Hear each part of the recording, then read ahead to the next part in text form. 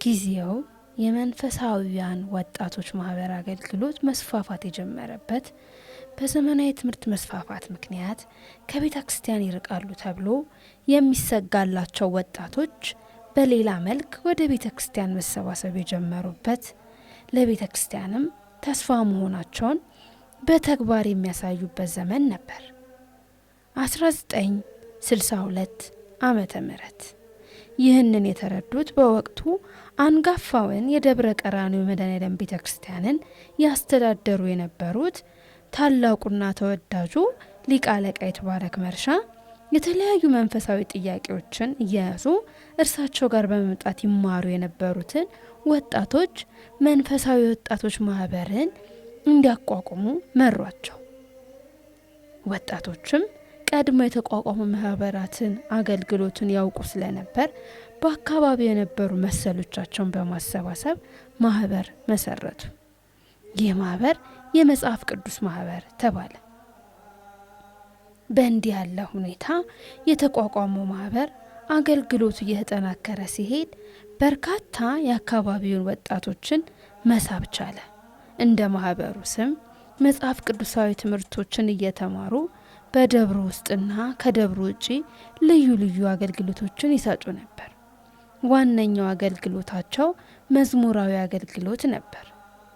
ጀማሪ መሆን ፈተናው ብዙ ነውና ፈተናዎቻቸው የበዙባቸው ቢሆንም ልክ አሁን እንዳለንበት ዘመን የካሴትና የሰንበት ትምህርት መዝሙር ባልነበረበት በዚያ ዘመን ከሊቃውንቱ የወረብ ቸብቸቦ ከእናቶች የታቦት ማክበሪያ ቸብቸቦ መዝሙራትን በማጥናት የተሟላ አዳራሽ ባይኖራቸውም በእድሜ ጠገቦቹ የደብረ አጸዶች መጠለያና በኋላም ከደብሩ በተሰጣቸው በትንሹ የቅዱስ ሚካኤል ሰንበቴ ማህበር እየተሰበሰቡ አገልግሎታቸውን ቀጠሉ። በዘመኑም ለአገልግሎታቸው የልብስም ስብሐት የሚያስቀምጡበት ሳጥን ባይኖራቸውም በአንዱ አገልጋይ ወዳጃቸው እናታቸው ቤት እያስቀመጡ መንፈሳዊ አገልግሎታቸውን ቀጠሉ። መዝሙራዊ አገልግሎት በሁሉም ትውልድ ውስጥ የሰንበት ትምህርት ቤታችን መታይ አገልግሎት እንደመሆኑ በርካታ መልካም የአገልግሎት ዘመናትን የኖረው ሲሆን በተመሳሳይ ሰንበት ትምህርት ቤታችን የተፈተነችበት የ1980ዎቹ አጋማሽ የነበረበት ጊዜም ነበር። የችግሩ መገለጫ ነው። መዝሙራዊ አገልግሎትም በወቅቱ የነበሩት አገልጋዮች እንደሚጠቅሱት በቤተ ክርስቲያን ልማድ መሰረት በሸብሸቦና በጭብጨባ ከመዘመር ይልቅ እንደ ሌሎች ቤተ እምነቶች ህብረ ዝማሬ የመዝሙር ግጥም የተጻፈባቸው ወረቀቶችን ይዞ ተሰልፎ ቆሞ የመዘመር ልማድም ተጀምሮ ነበር። ይህ ነገር እንዴት ነው የሚል ጥያቄ አጭሮ ነበር። ይህን ሁሉ ማንሳታችን በሰንበት ትምህርት ቤታችን የመዝሙር አገልግሎት ታሪክ ታላቅ ስኬት የሆነው ሀዳፌ ነፍስን የምታሻገር የተሰኘ የመዝሙር መጽሐፍ የሚመረቅበት ዕለት ላይ ስለመሆናችን የሰንበት ትምህርት ቤታችን የረጅም ዘመናት የመዝሙር አገልግሎትን የዚህ መጽሐፍ ህትመት ስራ አጀማመር እና ሂደትን አስመልክቶ እንዲያናግሩን ከጋበዝናቸው እንግዶች ጋር ለሚኖረን ቆይታ እንደ መንደርደሪያ እንዲሆነን ነው። ከላይ ያነሳናቸውን ሀሳቦች አስመልክቶ እንግዶቻችን ይህንን ነግረውናል። ስሜ ሌሊሳ ቀልቤሳ ይባላል። የአንቀጸ ተዋሕዶ ሰንበት ትምህርት ቤታችን ሰብሳቢ ነው። ስሜ ዶክተር ትዕግስት አበራ ይባላል። በሕክምና ነው የተመረኩትኝ። በዚህ ሰንበት ትምህርት ቤት በመዝሙር ክፍል በተለያየ ጊዜያቶች አገልግያለሁ። በህፃናት ክፍል በመዝሙር ሰብሳቢነት፣ በወጣቶች ክፍል በመዝሙር ሰብሳቢነት ያው እያደግን ስንሄድ ማለት ነው። በሰንበት ትምህርት ቤት በመጨረሻ ጊዜያቶች ውስጥ ደግሞ የሰንበት ትምህርት ቤት ጸሐፊ ሆኜ አገልግያለሁ። እሺ፣ አመሰግናለሁ። ዲያቆን ቴዎድሮስ ግርማ እባላለሁ። የአንቀጸ ተዋሕዶ ሰንበት ትምህርት ቤት አገልጋይ ነኝ። እኔ ዘማሪ ሰላማዊት ፋንቱ እባላለሁ። የደብረ ቀራንዮ መድኃኔዓለምና ቅዱስ ገብርኤል ቤተክርስቲያን አንቀጸ ተዋሕዶ ሰንበት ትምህርት ቤት አገልጋይ ነኝ። በረከት እሸቱ እባላለሁ። የቀራንዮ መድኃኔዓለም አንቀጸ ተዋሕዶ ሰንበት ትምህርት ቤት የመዝሙር ክፍል ኃላፊ ነኝ። መዝሙር ለኔ ምስጋና፣ ምስጋና ነው ለኔ። በቃ ሁልጊዜ ከልጅነት ጀምሮ እየዘመርኩ ነው የመጣሁትና እኔ መዝሙር ሁልጊዜ መዝሙርን ሳስብ በቃ ከእግዚአብሔር ጋር እንደመገናኝ ነው የምቆጥረው እና በዝማሬ በቃ ብዙ ደስታችንን በልጅነታችን ጀምሮ የምንገልጽበት ዝማሬ ነው። መዝሙር ለኔ መዝሙር ምስጋና ነው። መዝሙር ጸሎት ነው፣ ትምህርትም ነው። መዝሙር በቀጥታ ከተመለከትነው ምስጋና ማለት ነው። በዝማሬ የሚቀርብ የምስጋና አይነት ነው መዝሙር።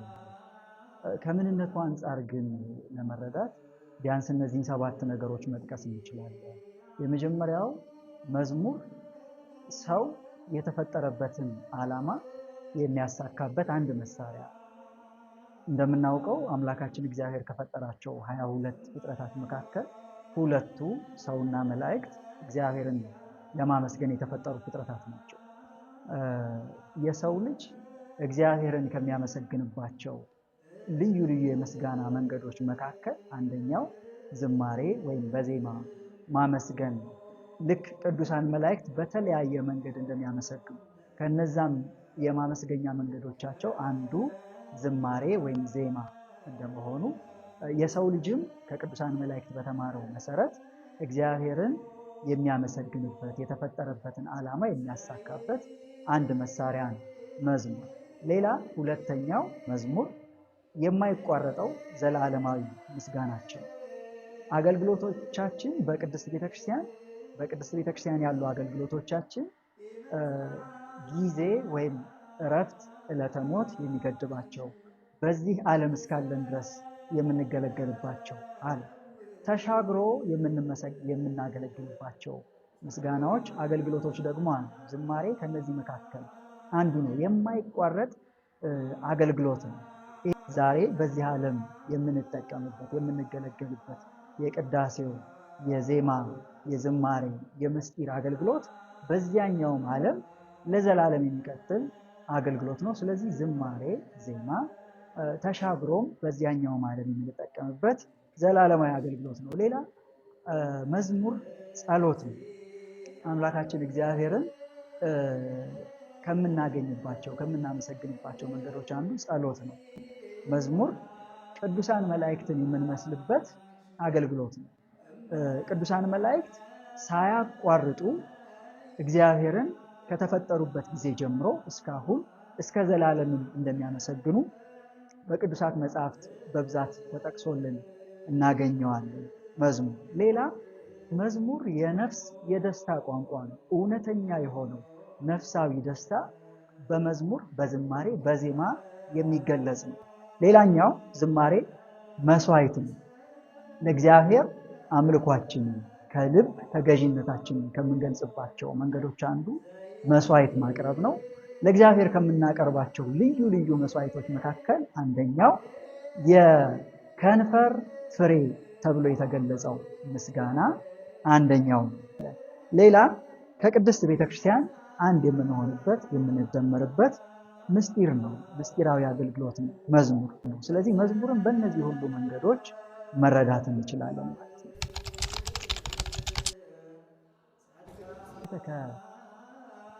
ከታዳጊ ሕፃንነት ጀምሮ በልዩ ልዩ መንገድ በአገልግሎቱ በዝማሬው አገልግሎት ስትሳተፍ ቆይቻለሁ። በቀደመው ጊዜ አብዛኛው የሰንበት ትምህርት ቤቱ አገልግሎት ዝማሬ ላይ ያተኮረ ነበር። ሁሉም የሰንበት ትምህርት ቤት አገልጋይ ማለት ይቻላል በቀደመው ጊዜ በዝማሬው አገልግሎት ይሳተፍ ነበር። ዝማሬዎችን የማጥናት የማስጠናት የዝማሬ አገልግሎት የማገልገል ነገር የሁሉም አገልጋዮች ነበረ። ስለዚህ እኔም በዚህ መልክ ሲሳተፍ ቆይቻለሁ።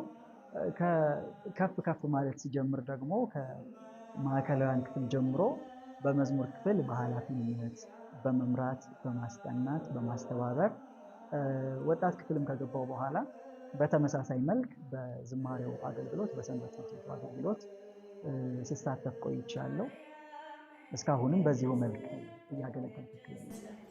እንግዲህ ቅድም እንደጠቀስኩት ነው በመዝሙር ክፍል ኃላፊነት በህፃናት ክፍልም እያለው በኃላፊነት በመዝሙር ክፍል ኃላፊነት ማለት ነው። በወጣቶችም በመዝሙር ክፍል ኃላፊነት አገልግያለሁ።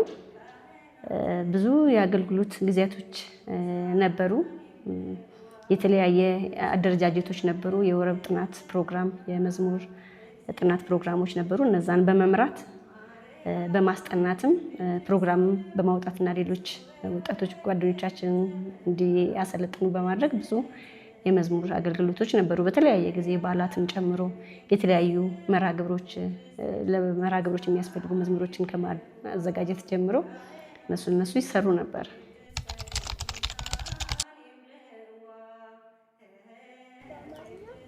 እኔ አብሶ የጥምቀትን የዝማሬን አገልግሎት ሳስበው እኔ ጥምቀትን ነው ማስታውሰው። ከልጅነት ጀምሮ በቃ ገና ከመዝሙር ጥናቱ ጀምሮ ቀን እየቆጠርን ነው የምንመጣው። በቃ ይሄ የመዝሙር አገልግሎት ደርሶ እስከምንዘምር ድረስ በቃ ልዩ በዓል አድርገን የምንቆጥረው የጥምቀትን በዓል ነው። ሁለተኛ ደግሞ ነሐሴ ኪዳነ ምሕረት ፍልሰታን በቃ በልዩ ሁኔታ የየቀኑ ምስባኮችን እያጠናን ቅዳሴ ላይ ቆሞ ያንን ምስባክ እስከሚባል ድረስ ግብ ፈጥረን በቃ ያንን እስከምንል ድረስ የማንረሳው ትዝታ በሰንበት ትምህርት ቤት ያሳለፍኩት የማረሳው ትዝታዎች እነዚህ ናቸው። የጥምቀት መዝሙር ጥናት ማንም ሊረሳው የማይችል እኔም በህይወቴ ከአስጠኝነት ጀምሮ ከዘማሪነት ጀምሮ እስከ አስጠኝነት ድረስ ያሳለፍኩበት ጊዜ ስለሆነ ስቲል እስካሁን በቃ በተለያዩ አሁን ፕሮግራሞች ላይ ሳይ መዝሙሮችን ትዝ የሚለኝ የጥምቀት መዝሙር ጥናት ነው።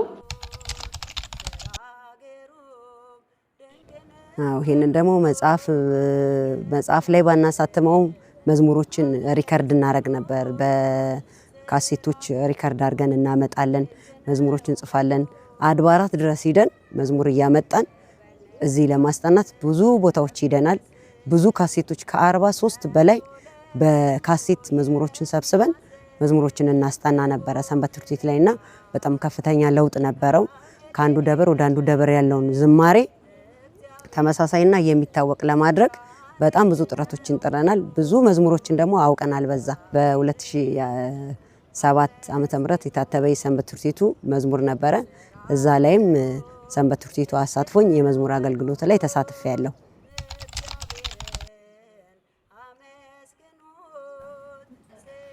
የመጽሐፉ አጀማመር በመጀመሪያ የመዝሙር ጥራዝ እንዲሆን ነበረ። ይህም ማለት በደብራችን የምንዘምራቸውን መዝሙራት ማለትም የቅድስት ሥላሴ፣ የመድኃኔ ዓለምና የቅድስት ኪዳነ ምሕረት እንዲሁም የቅዱስ ገብርኤልን በዓላት ጨምሮ በተጨማሪም ደግሞ የጌታችንን አበይተ በዓላት አካቶ ተሰንዶ የሚቀመጥ ጥራዝ እንዲሆን ነበር ሀሳቡ።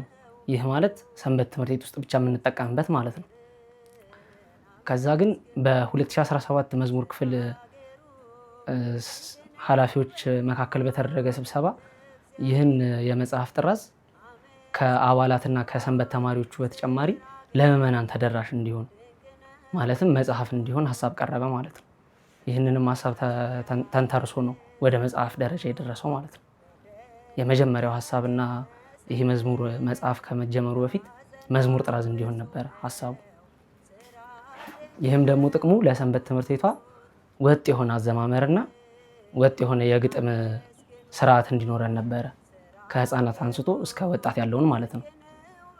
አሁን ላይ ግን ይህንን መጽሐፍ እግዚአብሔር ረድቱን ጨርሰን ለምዕመናንም ተደራሽ ሆኖ መጽሐፍ ቅዱሳዊ ይዘት ያላቸውን ዝማሬዎች እንደምንዘምር ምዕመኑም ሆነ አባላቱ አውቀው ከመጽሐፍ ቅዱስ ሪፈር እያደረጉ ከመጽሐፍ ጥራዙ ላይ እንዲጠቀሙ ማለትም መዝሙራቶቹ አብዛኞቹ ከመጽሐፍ ቅዱሳዊ ምንጭ የተገኙ መሆናቸውን እንዲያውቁ ለማድረግ ነው ማለት ነው። ዋነኛው ጥቅሙ ይሄ።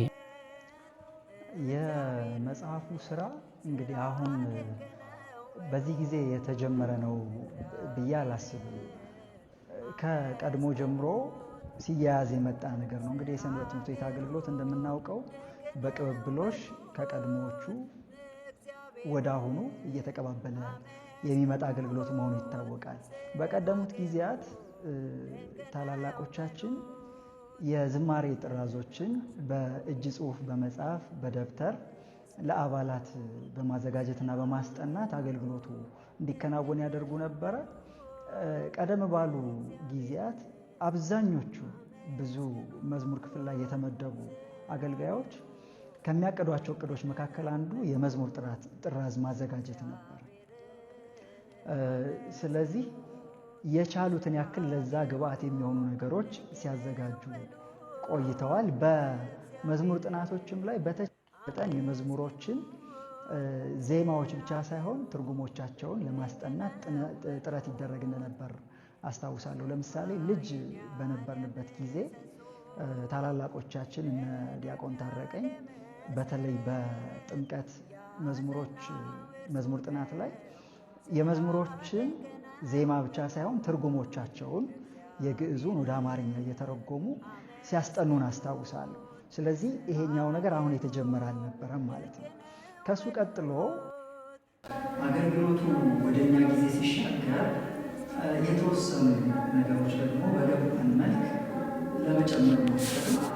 ምንድነው ያሰብነው? መዝሙሮቹ ዜማቸውን ብቻ ማስጠናት ማሻገር ትርጉሞቻቸውን ከነ መጽሐፍ ቅዱሳዊ ምንጮቻቸው ከሐዋርያዊ መጽሐፍት የተገኙ ከሆኑ ቀጥታ ምንጮቻቸውን እየጠቀስን ለሐዋርያት የማስጠናት ነገሮች ቢኖሩ ብለን አሰብን።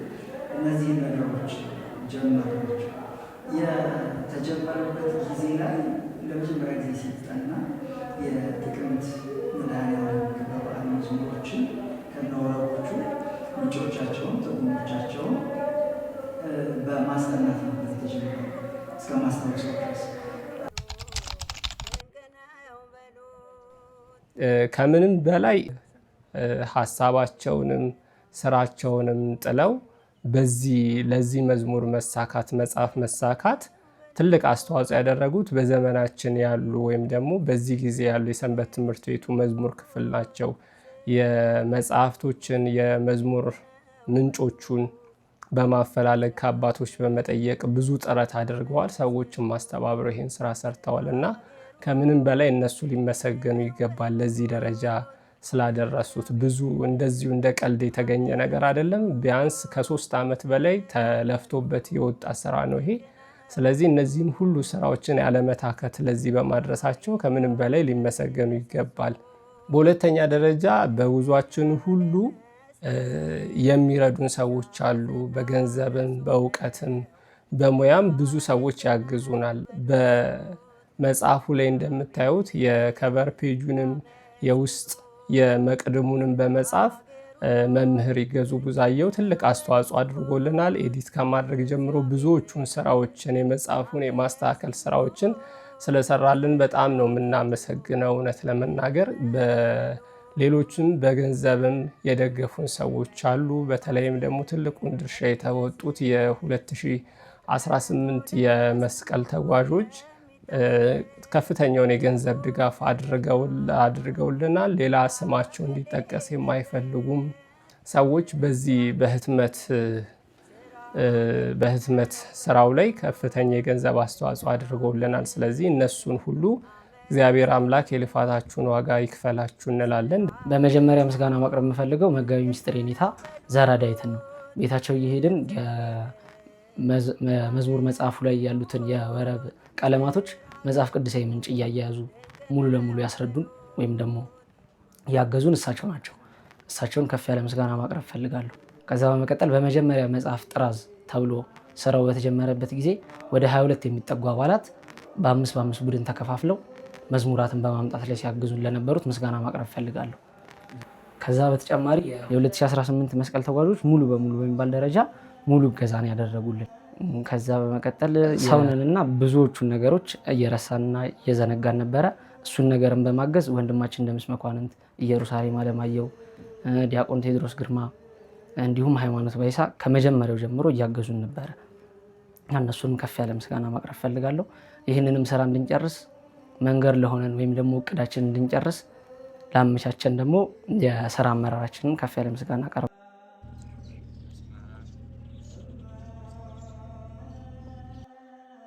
የተወደዳችሁና የተከበራችሁ ኢትዮጵያ ኦርቶዶክስ ተዋሕዶ ቤተክርስቲያን ተከታዮች በሀገር ውስጥም በሀገር ውጭም ያላችሁ እንደዚሁ አንቀጸ ተዋሕዶ የመልዕልተ አድባራት ደብረ ቀራንዮ መድኃኔዓለም ቅዱስ ገብርኤል አንቀጸ ተዋሕዶ ሰንበት ትምህርት ቤት ዘማሪያን፣ አገልጋዮች፣ ሁላችሁም ካህናት፣ ምእመናን በእግዚአብሔር ስም ሰላም እላችኋለሁ። የእግዚአብሔር ሰላም ከሁላችን ጋር ይሁን። የእግዚአብሔር በረከት በሁላችን ላይ ይደርብን። ይህንን ካልኩ በኋላ ደግሞ በቀጣይ ዳር 28 የምናስመርቀው የዝማሬ መጽሐፍ የመጽሐፍ ቅዱስ ቃል ሆኖ ልጆቻችን እግዚአብሔርን የሚያመሰግኑበት በዝማሬ አምላካችን እግዚአብሔር ምስጋና የሚያቀርቡበት የዝማሬ መጽሐፍ በመመረቁ ምክንያት ወይም በመታተሙ ምክንያት የተሰማኝን ደስታና የተሰማኝን ፍቅር በደስታ መግለጽ እፈልጋለሁ። እንኳን ደስ ያላችሁ። እንኳን መጽሐፉ ጀምራችሁ ለመጨረስ አበቃችሁ። አምላካችን እግዚአብሔር ሰብህዎ በክህሎት ነውና ሰው በቻለውን እግዚአብሔርን ያመሰግናል። ሰው አቅሙ በፈቀደው እግዚአብሔርን ያመሰግናል። መሬትም ምድርም እግዚአብሔርን ታመሰግናለች ይላል መጽሐፈ ነቢያት። የነቢያት መጽሐፍ ምድርን እግዚአብሔር ታመሰግናለች ይላል። ይሰብህዎ ለእግዚአብሔር ቁርብ አሳትያ፣ ብርድም ቅዝቃዜም ልምላሜም እግዚአብሔርን ያመሰግናል ይላል። ምድርም እግዚአብሔር ታመሰግናለች ይላል። እንስሳትም እግዚአብሔርን ያመሰግናሉ ይላል። ፍጥረት ሁሉ እግዚአብሔርን ያመሰግናል ይላል። የተፈጠረ በሙሉ በየቋንቋው በየእግዚአብሔር በሰጠው አንደበት እግዚአብሔርን ያመሰግናል። ከዚህ ሁሉ የበለጠ ደግሞ ለምስጋና የተፈጠረ የሰው ልጅ ነው። ከመላእክት ቀጥሎ ሰማያውያን መላእክትን መስሎ ሰማያውያን መላእክት ያለ እረፍት ያለ ማቋረጥ ያለ ድካም እግዚአብሔርን የሚያመሰግኑት ምስጋና የሰው ልጅ ያመሰግናል ማለት ነው እና ቀዳሾቹ በቅዳሴያቸው፣ ማህሌታውያን በማህሌታቸው፣ በሰዓታቱ የአባ ጊዮርጊስ ዘጋስጫ ሌሊቱ በሰዓታት መዓልቱ በቅዳሴ ሊቃውንቱ ካህናቱ ያመሰግናሉ። ምዕመናንና ሰንበት ትምህርት ቤት ወጣቶች ደግሞ በዝማሬ ተሰጥቦ በመቀበል ቅዳሴ በማስቀደስ እንደዚሁ በየችሎታው እግዚአብሔርን ያመሰግናል ማለት ነውና ይሄ የዝማሬ መጽሐፍ ከመጽሐፍ ቅዱስ የተውጣጣ ተጀምሮ እስከሚያበቃ ድረስ ብዙ ያደክማል። ተጠናቆ ለህትመት በቅቶ ልጆቻችን የሚማሩበት በምስጋና የሚያድጉበት ፈጣሪያችን እግዚአብሔርን የሚያመሰግኑበት መጽሐፍ በመታተሙ ምክንያት እጅግ በጣም ትልቅ ደስታ ይሰማኛል። ደስ ብሎኛል። እንኳን ደስ ያላችሁ። አንቀጸ ተዋሕዶ ሰንበት ትምህርት ቤታችን በውጭ ሀገርም የምትኖሩ በሀገር ውስጥ የምትኖሩ ደብራችሁንና ሰንበት ትምህርት ቤታችሁን አግዙ፣ ደግፉ፣ አበረታቱ፣ እንዳትረሱ ባላችሁበት ሆናችሁ። ዛሬ ያው ሚዲያ ቅርብ ነው። እዚህ ሆነን በዓለም ላይ ያላችሁ ወገኖቻችን እናገኛቸዋለን። እዚህ የሚከናወነውንና የሚደረገውን በዓል የሚከናወነውን ምስጋና፣ ንግስ፣ አገልግሎት፣ ምስጋና እናንተም በውጭ ዓለም ላይ ሆናችሁ ታያላችሁ። እኛም እንደዚህ ባላችሁበት ሆናችሁ በተለያየ ማህበራዊ ድረገጽ እናገኛቸዋለን፣ እንገናኛለንና ደብራችሁንና ያደጋችሁበትን ያሳደጋችሁ ታወት ያደጋችሁበትን በዝማሬ ሰንበት ትምህርት ቤት ሳትረሱ ሳትዘነጉ አሁንም ባላችሁበት ሆናችሁ እንድትደግፉ እንድታግዙ ጥሪያችንን እናቀርባለን። ከስር ከስር እንግዲህ ያው ሽማግሌዎች ሲያልፉ ልጆች እየተተኩ ነው። የመተካካት ዓለም ላይ ነው ያለነውና እናንተ አገልግላችሁ ወደ ትልቅ ደረጃ ወደ ትልቅ ስራ ስትሄዱ ከስር የሚወለዱ ልጆች እና የሚያድጉ ልጆች ደግሞ በምስጋና እንዲያድጉ ድጋፋችሁ እንድታደርጉ ድጋፋችሁ እንዳይለየን። እንደዚሁም ጥንታዊና አንጋፋው መልዕልተ አድባራት ደብረ ቀራንዮ መድኃኔዓለም ቤተክርስቲያን በልማት ጎዳና ላይ ነው ያለው። ታች ቅዱስ ገብርኤል ህንጻ ግንባታ እየገነባ ነው የሚገኘው። እሱን ለማጠናቀቅ ደፋ ቀና እያልን ነው የምንገኘው። እዚህም ደብሩ ጥንታዊ እንደመሆኑ መጠን በልማት ወደ ኋላ የቀረ መሰረተ ልማቶች ያልነበሩበት ወይም የፋይናንስ አቅም የሌለው ደብር ስለሆነ ባለን ይዞታ ልማት እያለማን ደብሩን ለማሳደግ ደፋ ቀና እያልን ነው የምንገኘው። ድጋፋቸው አይለየን። በዚህ አጋጣሚ ሚሊኒየም አዳራሽ ጥር 24 ሰፊ ጉባኤ ዓለም አቀፍ ወይም ሀገር አቀፍ ጉባኤ እያደረግን ነው የምንገኘው። በዛው ላይ መሳተፍ ይቻላል። አካውንት ሂሳብ ቁጥሩም 10,028,67,33,73 በአካውንቱ ሳንቲም መላክ ይቻላል። በማቴሪያልም የአቅማችሁን እንድታግዙ እንድትደግፉ ጥሪያችንን እናስተላልፋለን። ሰላም እግዚአብሔር ከሁላችን ጋር ይሁን። የእግዚአብሔር ሰላም በያላንበት እግዚአብሔር ይድረሰን። እግዚአብሔር አይለየን። እድሜና ጤናውን እንዲሰጠን ቅዱስ ፈቃድ ይሁንልን።